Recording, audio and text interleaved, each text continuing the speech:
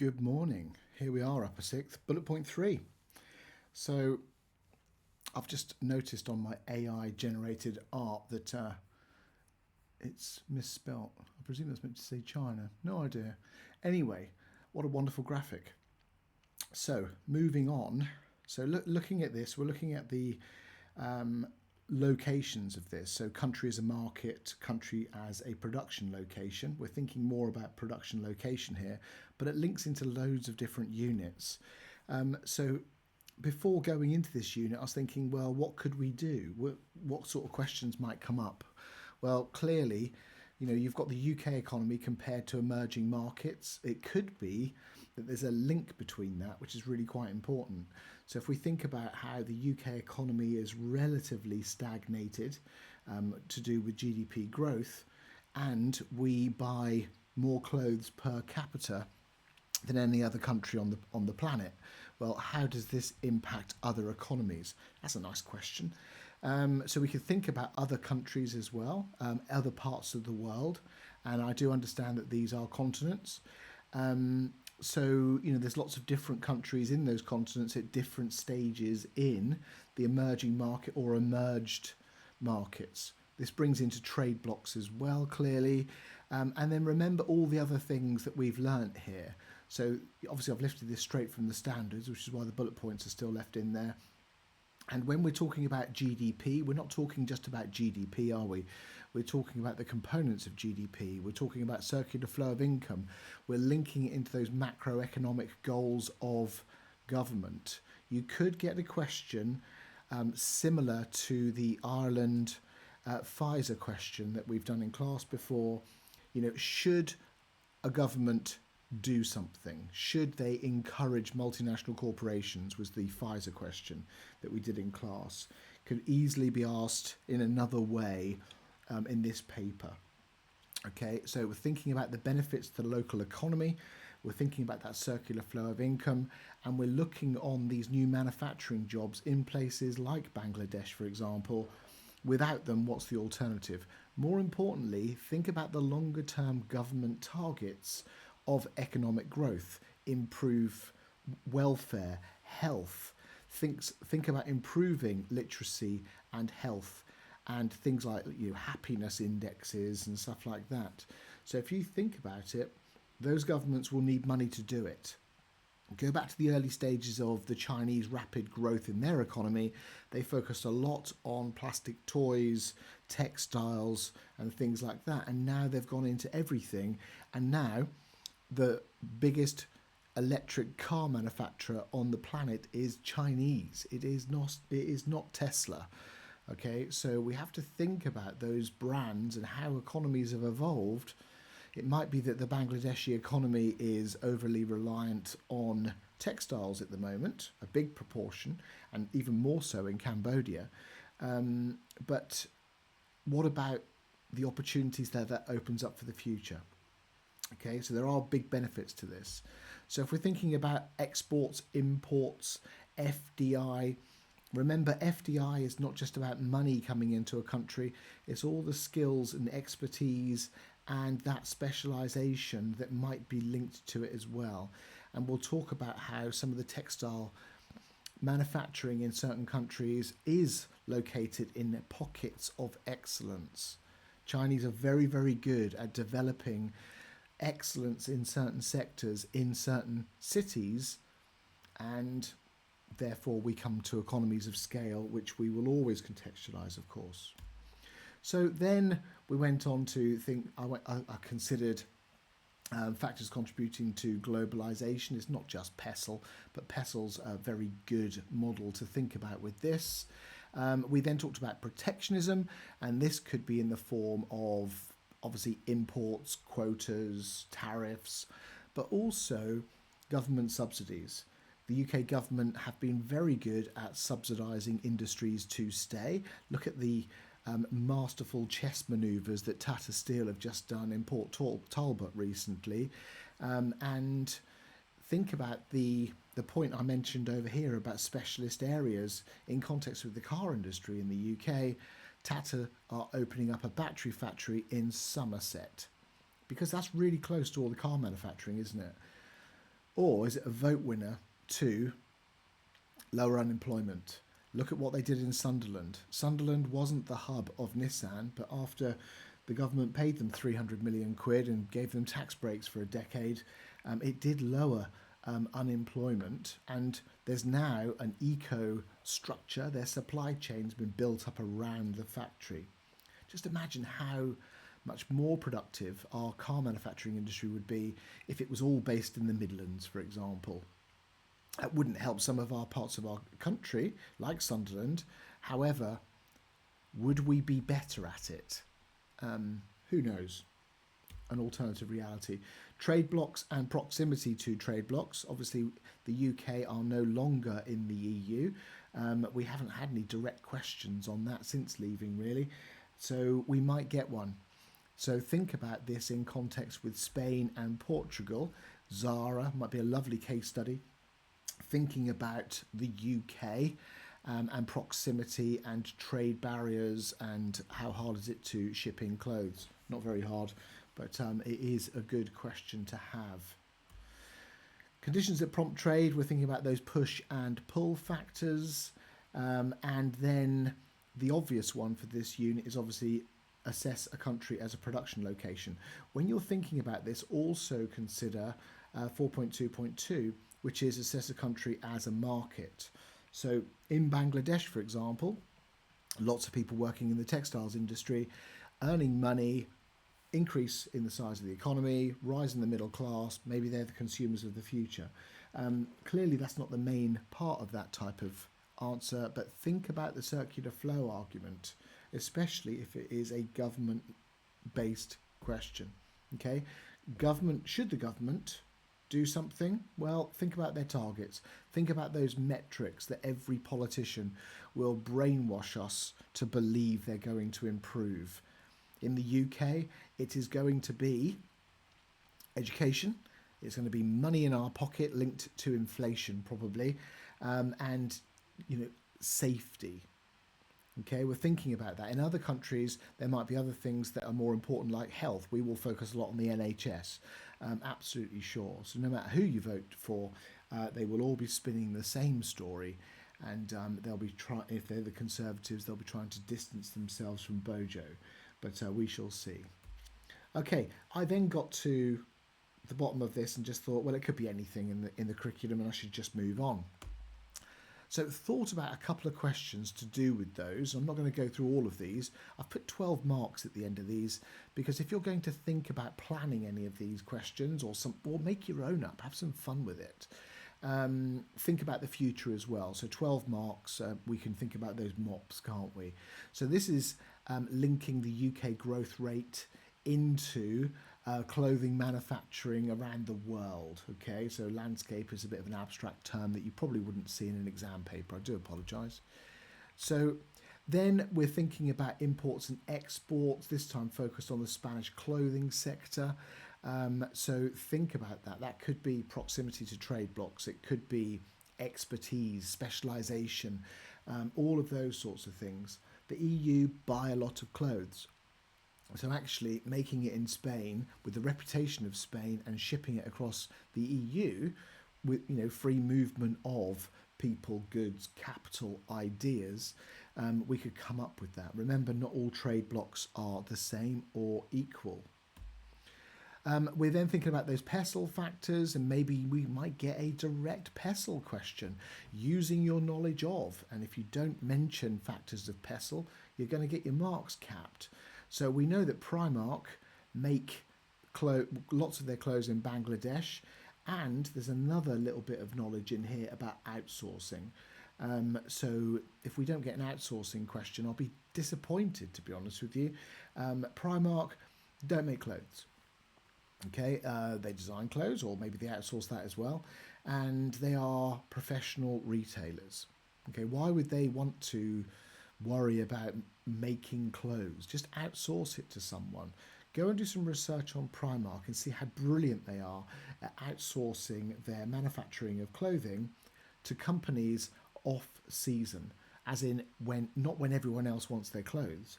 This possibly, supply and demand, brings down their cost of production because they negotiate a cheaper rate. It just means forecasting becomes more important. And if we don't get a trend-based sales forecast question, I'll also be disappointed as well, because we're predicting the weather. A story I told many of you in class is how I was on a course many moons ago with one of the purchasing managers for Matalan, and she looked at the weather. She looked at the weather forecasts. Based on that, she went out and bought lots and lots of coats. The problem was, weather forecasts aren't that reliable. They're getting better, but they're not that reliable. When the warm weather kicked in the following year, after all these coats were manufactured, Matalan was stuck with them. She nearly lost her job over it. Okay, so sales forecasting based on historical trends, the more data you have, the more reliable they are. But remember those uncontrollable factors. And in fashion, it's not just, oh, someone might not like the colour of the fabric. It might literally be the weather. Okay, so if it mentions the weather, leap on that. That'll be a beautiful case study. Protectionism. Remember, this isn't just about import quotas, tariffs, those sorts of things. It's also about subsidies. The UK are very good at subsidising industries, so are other countries. Now, if the textiles industry is so important to the future economic growth of Bangladesh, there's going to be some incentives there. It might be that for new clothing manufacturers to come into Bangladesh, there's a fast-track process to make sure all the permits are done for new buildings. Okay? It might be we link into other more unsavoury things like working practices. Trade blocks and proximity to. So, the likely impact of the EU trade block on Portuguese clothing manufacturing. Good. This could be the UK. We've left now, so think about that barrier. And remember, we still have mostly free trade with the EU.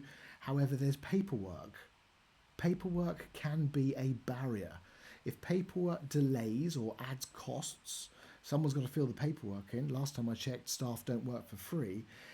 Time and money, when my Portuguese competitors, for example, have got free movement.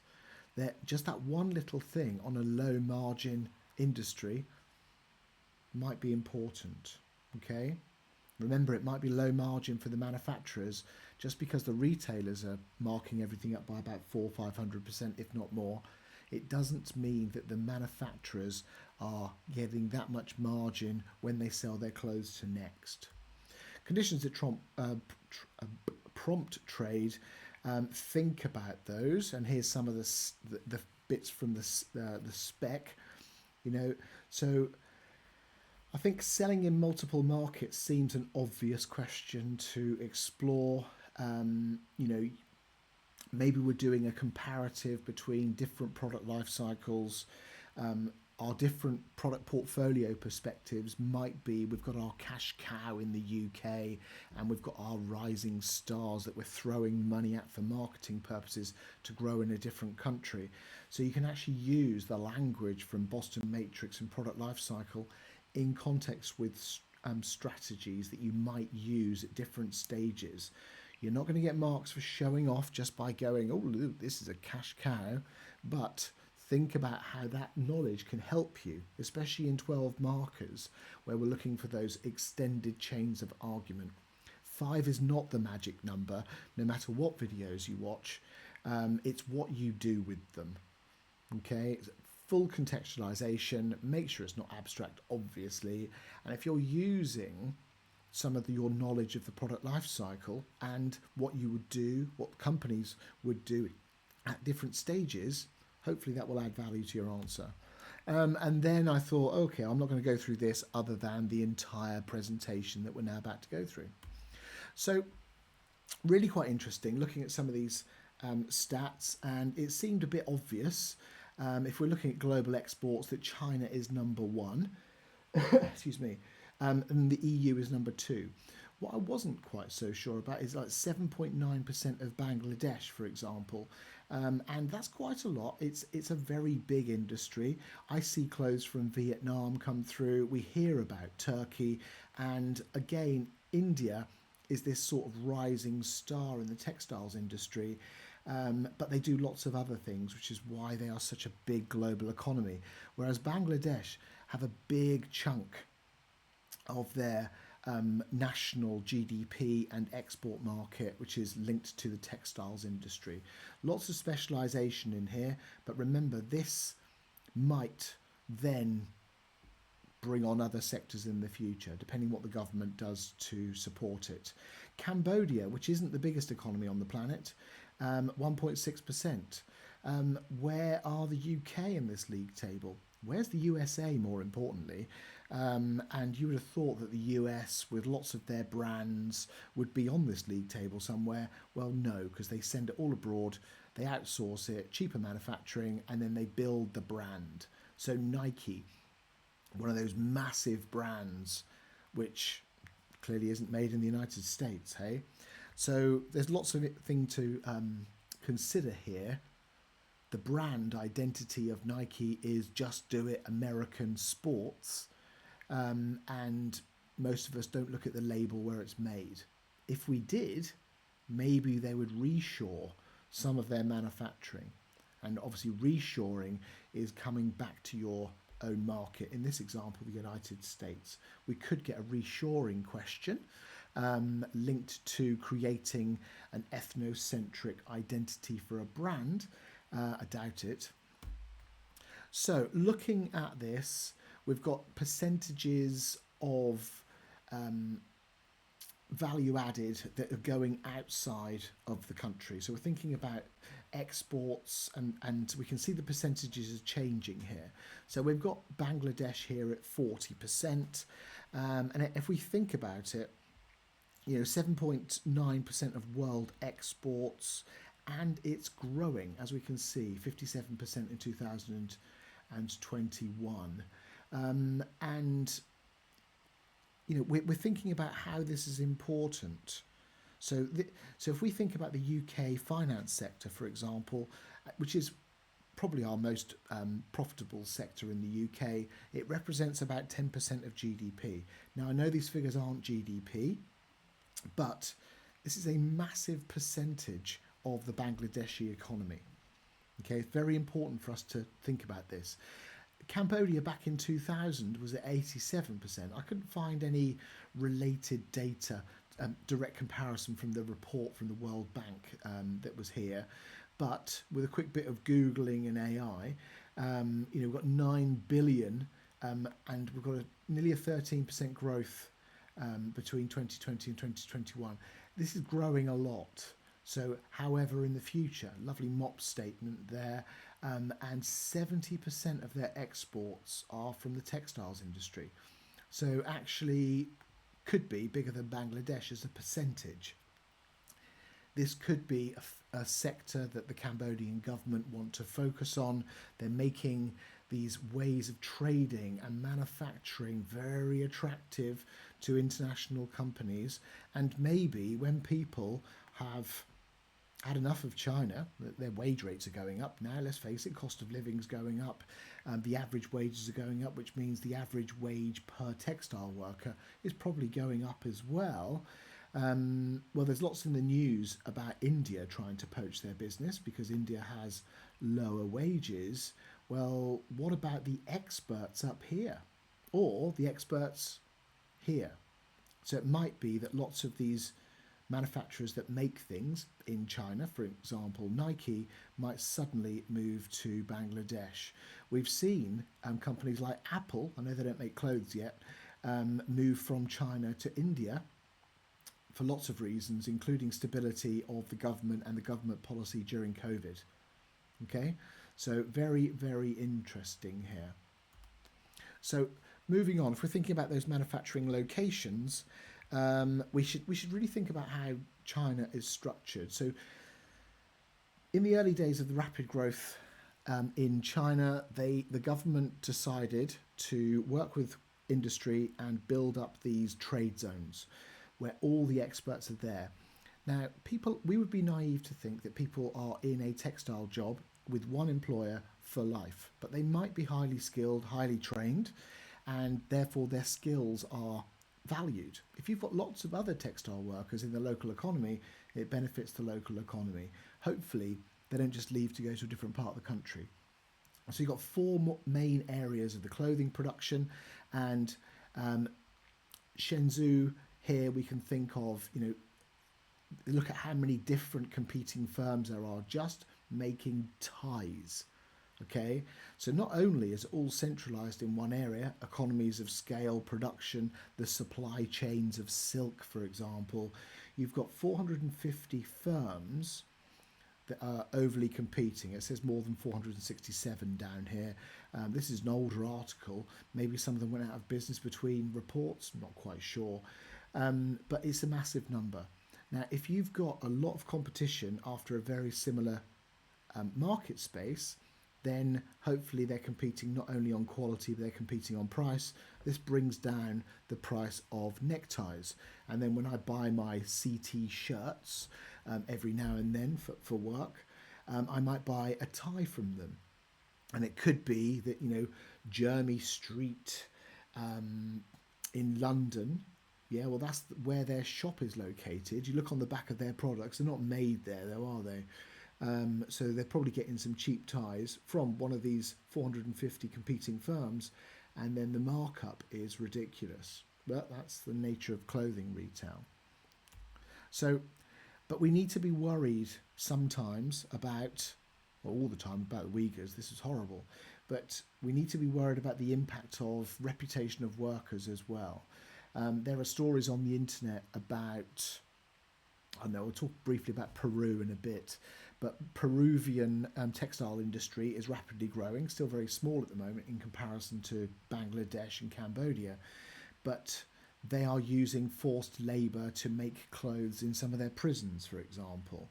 Now, prisoners need work to do, and hopefully they're getting paid for it, as they would in a British prison sometimes, but we need to think about the element of forced labour. Clearly, the Uyghurs, lots of negative press around this, very bad, and clearly we will not tolerate it.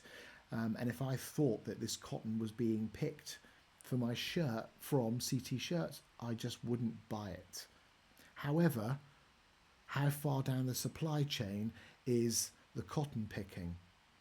Okay, is traceability in the supply chain that advanced? Well, it could be quite easily. However, maybe the consumer is focused on CT Shirts, and there's nothing wrong with CT Shirts, by the way. It's just an example of a company, and I'm sure that all of their products are ethically sourced before they block me from buying any in the future. It could be that the reputation, they don't know where the cotton comes from because it's been sold off at a big market and trade, it then goes into the supply chain. So actually, how aware of the supply chain are we? Maybe we generalise across an entire country and we stop buying things from that country. That's not really going to help the economy and the local workers, is it? So we're thinking about those low wage economies, and there's a number of them there. And also, if you're thinking about some of these more specialist skills, for example, then we just can't compete. How can we possibly compete with handmade silks and handmade rugs and things like that? Well, it's hugely labour intensive. Excuse me.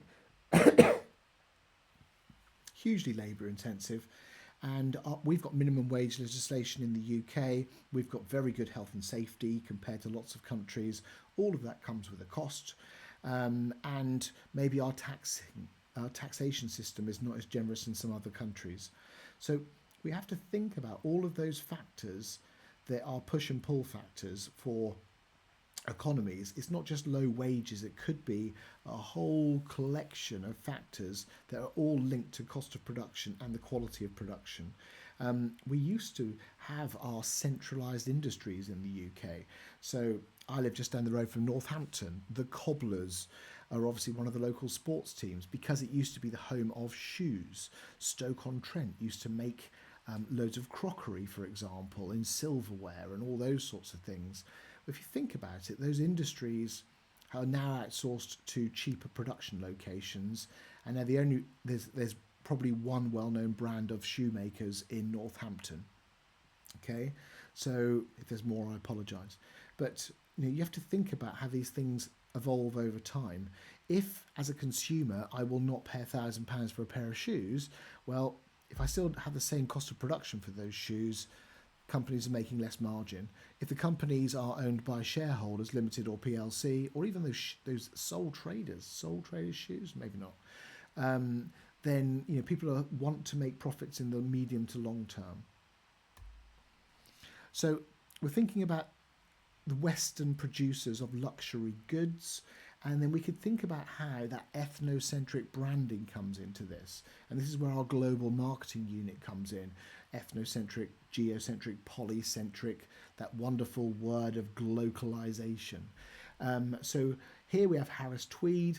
I've a few Harris Tweed jackets. I think the last time I bought one was probably about, I don't know, 9 years ago, and it still looks perfectly new. It is quality. It is a premium price. We're not talking Gucci here, but it is a premium price. However, remember, mass and niche markets are on a spectrum. The absolute niche would be something made for me. The absolute mass would be something made for absolutely everyone on planet Earth. And then there's more or less mass and niche. Well, Harris Tweed is clothes, mass market. Harris Tweed is handmade, more niche. It's got a Scottish identity, more niche because of the national identity. It is perceived as quality and it will last you for decades, more niche. Because of the quality aspect of it, I'm less sensitive to prices. Yeah, probably. I then think about some of the more well-known Harris Tweed companies out there and other brands that will use Harris Tweed, for example, in more designer labels, which makes it even more niche. So here's some of the heritage. I clipped this off of someone's website. We've got that 100% British heritage cloth. You can't get many, so British and heritage in one sentence. Generations old. Yeah, so we're thinking about this. They've been making it since 1840, quite new to the game, really. Pure wool, artisan. All this language is here to make me think about the quality of it. And now we're all interested in the environment, global warming, and we've got single country of origin supply chain, aka it's not imported from South America. So it's thinking about that. So it's really, really important how that language can add value to a brand and hopefully the retail price. In the UK, you can read this, we've got 62 billion. The textile industry is quite big. That's one in every £34 in the UK. 1.3 million jobs, one in every 25 jobs in the UK, and raises a bucket load of tax. So actually this is a very important part of this because we need to think about the role that UK fashion has. This could be designers, this could be the industry. There's a lot of people out there. Okay, there's a great report from UKFT. You can pop on, look at their website, loads of information about the fashion industry. Wouldn't be the same if we didn't talk about proper luxury. I found this beautiful pink handbag, made of tweed, of course, from Chanel. They described it as a mini shopping bag. Last time I bought a shopping bag, it was 10 pence, but clearly it wasn't made of tweed, it wasn't pink, and it wasn't Chanel. So nice 3.5 grand worth of shopping bag. Say no more. So then we're thinking about the new producers. Now, as emerging economies evolve and they become more mature, cost of living goes up, wages go up, maybe they become less attractive. Maybe there's certain social trends. Maybe suddenly alpaca becomes all popular again and we suddenly, want everything to do with alpacas. Just look at how cute they are. How could you possibly wear one of those? Or the abuses that might happen in the industry. Maybe that's why the sales have gone down, or maybe it's going up in niche markets. You decide. So we need to be aware that there are some countries that are constantly in the press. China, India, and anything related to, I don't know, Primark's supply chain or Nike's supply chain. The press will be all over it. It sells newspapers. It gets people onto their websites to pay their subscriptions. We don't hear much about South America, but if you dig a little bit, this is an emerging market in the textiles industry, and there are so much problems in a lot of the South American countries. Not all of them, by the way, but Peru's a great example. So we've got the beautiful alpacas there, cheap production. I've mentioned Nigeria. I do understand that's not South America, by the way. But it's another emerging market that potentially we will see lots of textiles coming out of, especially with their new president. So, but scratching under the surface, we can see that they have trade unions, which is great. Trade unions are obviously fighting for those rights to help with fair working conditions, make sure people get paid, and they need to continue to do it. But at least they've got trade unions there, or there wouldn't be complaints online about the abuses in the workplace. We then have wonderful defamation punishments, where if you say something, I've briefly read into this, sorry for my generalisation. Human Rights Watch are a pretty well known and respected organisation, and you can get 2 years in prison for speaking against the government, which the level of rioting that's going on in the streets recently in the news, maybe quite a few people are possibly going to prison for 2 years. Then we see that there are problems. This is a relatively up-to-date report, and a couple of people got killed, and nearly 1,000 were injured, and this is horrible, but it's also one reason why you probably might want to avoid manufacturing clothes in the country, because if your supply chain is traced to this, then maybe it damages the brand. Now, if you're a premium brand, then this could be even worse. If you're a brand that brands yourself around ethical considerations, it could be even worse. We talk about the early days of the Body Shop, and excuse me, how Anita Roderick built it on ethical sourcing, leading on stopping animal testing with cosmetics and stuff. You imagine if they were caught having something dodgy in their supply chain, it would have decimated the brand. It is now, but we're far beyond its peak around the world, which is why they're having problems probably. So brings us into some of the stuff we've learnt in class about corruption indexes, and 0, by the way, is absolute corruption. This isn't. So we need to think about the problem with this. They are a relatively corrupt country, measured against other countries. Now, we've seen the trend in China from the early days of having a reputation, I'm sure it wasn't true, of being very corrupt. Lots of people, copyright infringements, all of those sorts of things. And now it's not as bad as it was. Okay, and we see lots of things sometimes in the press of local government officials in China going to prison for a long time because of corruption. So they've tried to clean their act up for obvious reasons. International companies will probably pull out and go somewhere that's less corrupt. More chance of protecting the brand and the reputation. There's more chance of them honouring, we will not employ children in our factories if the rule of law is enforced. And there's your corruption. So 65% of people thought it's got worse, and 30% of people feel that they had to pay a local government official a bribe. I'll leave you to interpret that.